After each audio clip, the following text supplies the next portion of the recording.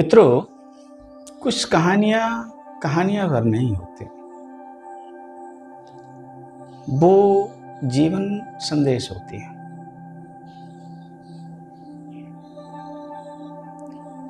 बचपन में हमने बहुत सारी ऐसी कहानियां पढ़ी होंगी, सुनी होंगी। आज एक ऐसी कहानी के बारे में मैं आपको यहाँ पे बताऊंगा कि वो आज भी प्रासंगिक है और न केवल छात्र जीवन से लेके बच्चों से लेके बुजुर्गों तक के लिए वो कहानियां एक प्रेरणा का संदेश है।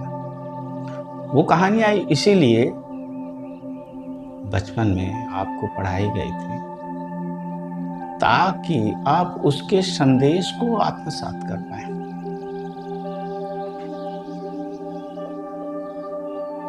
आप उससे कुछ निहितार्थ जो उस कहानी में है, उससे कुछ निहितार्थ निकाल पाए अपने लिए।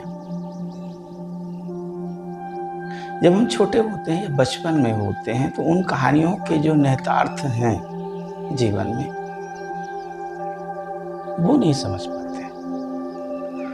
हमारे लिए वो एक मनोरंजक जानकारी जैसी दिखती है।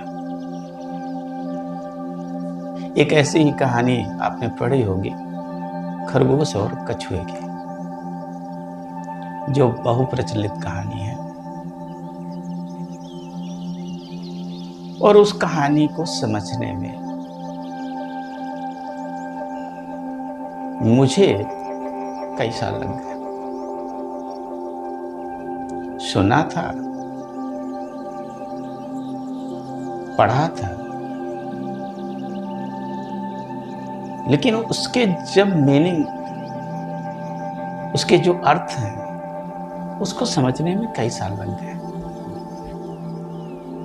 कुछ चीजें बचपन में हमारी आदतें बनती हैं। ये आदतें हमारे घर, परिवार और समाज द्वारा हमको ये आदतें सिखाई जाती हैं। सुबह जल्दी जगो,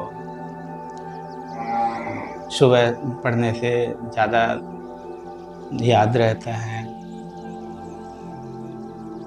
एक अच्छी आदतें जिनको कह सकते हैं।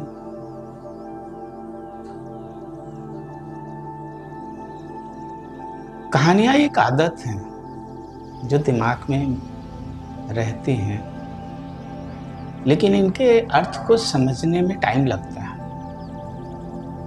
इनके संदेश को समझने में समय लगता है।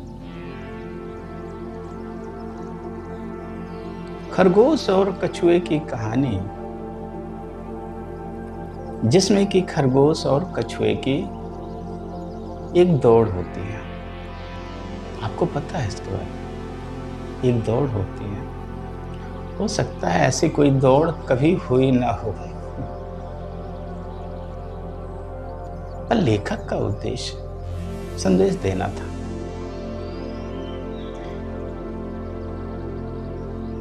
उसने अपने मन के अंदर, लेखक ने अपने मन के अंदर ये चीज सोचा होगा और इसको शब्दों में उतारा होगा। उसके मन के अंदर यह बात रही होगी कि दो अलग अलग कैरेक्टर के बीच में, दो अलग अलग जीवों के बीच में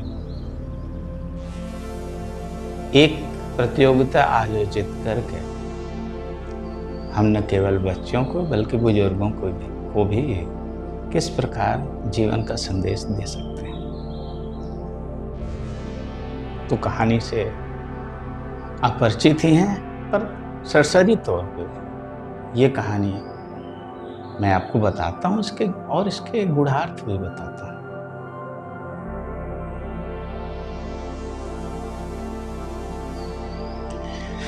खरगोश और कछुए की दौड़ होती है, जिसमें खरगोश और कछुआ एक नियत समय पे, नियत स्थान पे आके इस दौड़ को शुरू करते हैं।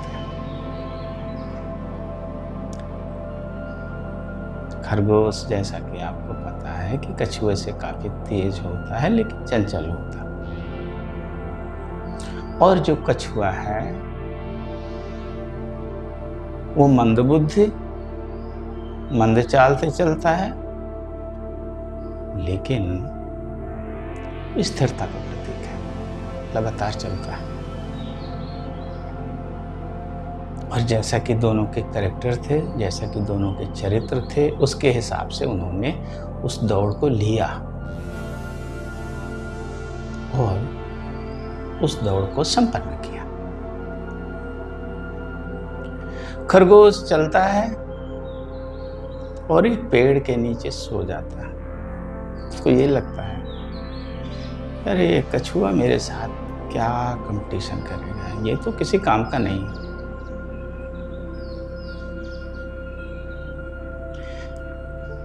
लेकिन कछुआ हेडलेस है, लेकिन स्टेडी है, लगातार कार्य करने का प्रतीक है। तो कछुआ लगातार चलता है, वो रुकता नहीं, कुछ सोचता नहीं, इधर उधर झांकता नहीं। और जब ये दौड़ खत्म होती है तो वो अपने गंतव्य पे पहले पहुंचता है, खरगोश के पहले। ऐसा क्यों हुआ? क्योंकि खरगोश को इस चीज का अभिमान था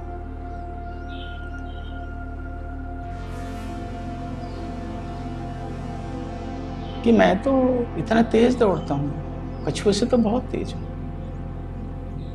मैं तो पहुंच जाऊंगा गंतव्य पे, इससे पहले पहुंच जाऊंगा। मुझे बहुत ज्यादा इस मैटर पे गंभीर होने, इस दौड़ पे ज्यादा गंभीर होने की जरूरत नहीं है।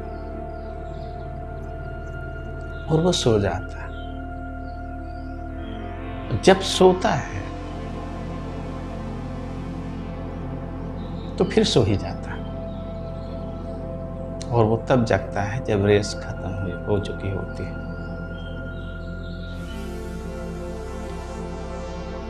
ये जीवन का संदेश न केवल हमारे बच्चों के लिए बहुत उपयोगी है, बल्कि उनके गार्जियंस के लिए भी उपयोगी है, इस समाज के लिए भी बहुत उपयोगी है। कि जो लक्ष्य को पाने के लिए दिमाग का इस्तेमाल करते हैं, जो लक्ष्य को पाने के लिए लापरवाही करते हैं, जो लक्ष्य के प्रति समर्पित नहीं है, जो लक्ष्य के बारे में न सोचकर अन्य विषय के बारे में विचार करते हैं, वो लक्ष्य से पीछे छूट जाते हैं, उनको लक्ष्य मिल नहीं पाता। और कछुआ हेडलेस है, लेकिन स्टेडी है। वो कमजोर है, दौड़ में कमजोर है, उसको पता है कि वो दौड़ में कमजोर है, लेकिन वो रुकता नहीं। बच्चों के लिए ये संदेश कछुए के हिसाब से, कछुए की जीत के हिसाब से एक हैरान कर देने वाला रिजल्ट था। और न केवल बच्चों के लिए बल्कि हमारे लिए भी एक हैरान करने वाला रिजल्ट है कि कछुआ कैसे जीत गया।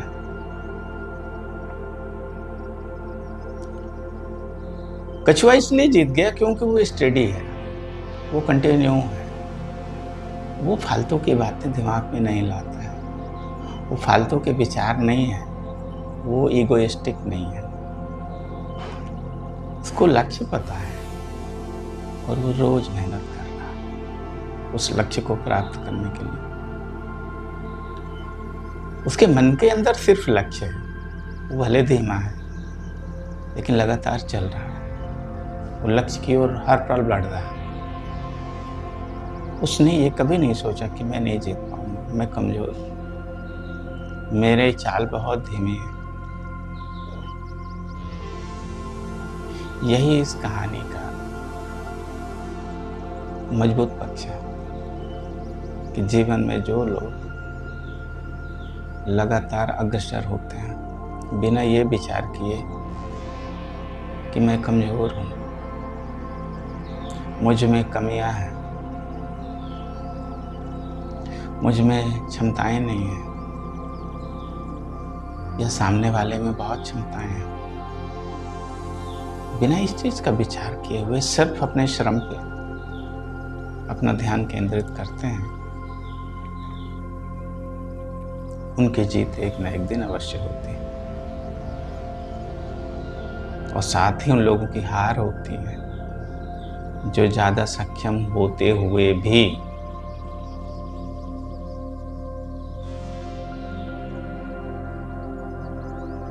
अन्य बातों से प्रभावित होके मेहनत को एक मजाक की तरह लेते हैं, श्रम को एक मजाक की तरह लेते हैं, जीवन को एक मजाक की तरह देखते हैं। ये जीवन एक्सपेरिमेंट करने का विषय नहीं है, मजाक का विषय नहीं है, ये टोटल गंभीरता का विषय है। इसके लिए आपको डे फर्स्ट से गंभीर होना पड़ेगा।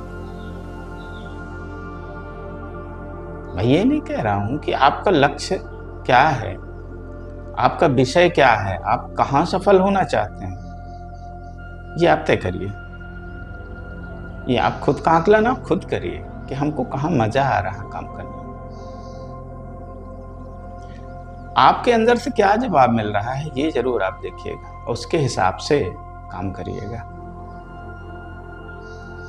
जो आपका जवाब है अंदर से, उस जवाब के लिए आप उत्तरदायी हमेशा रहिएगा कि मुझे जीवन में ये प्राप्त करना है। और इसके लिए जो भी आपको समझ में आता है, जितना समझ में आता है उतनी दूर तक आप पहुंचिए। बाकी का रास्ता आगे दिखाई देने लगेगा जब आप वहां पहुंच जाएंगे। पूरा रास्ता आपको भले न नजर आ रहा हो, लेकिन आगे का रास्ता जब आप उस बिंदु पर पहुंचेंगे तो आगे का रास्ता दिखने लगेगा।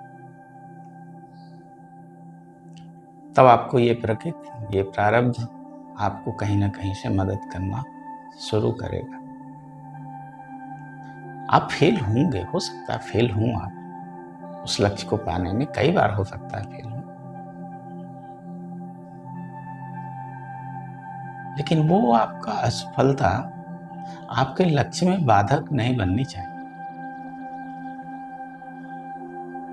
आपका जो अभीष्ट है उसके लिए आप पूरा प्रयास करिए, बिना ये सोचे हुए कि मुझ में कमियां हैं, मैं कमजोर हूं, मेरे पास संसाधन नहीं है। जिनके पास संसाधन है वो क्या कर रहे हैं? संसाधन की बात करना बुद्धिमानी नहीं है। संसाधन कभी किसी को लक्ष्य प्राप्त करने में मदद नहीं करते। हर लक्ष्य अंदर से प्राप्त होता है, हर लक्ष्य जज्बे से प्राप्त होता है। कोई संसाधन किसी को नहीं बढ़ाता, न कोई संस्था किसी को बढ़ाती, न कोई समाज किसी को बढ़ाता।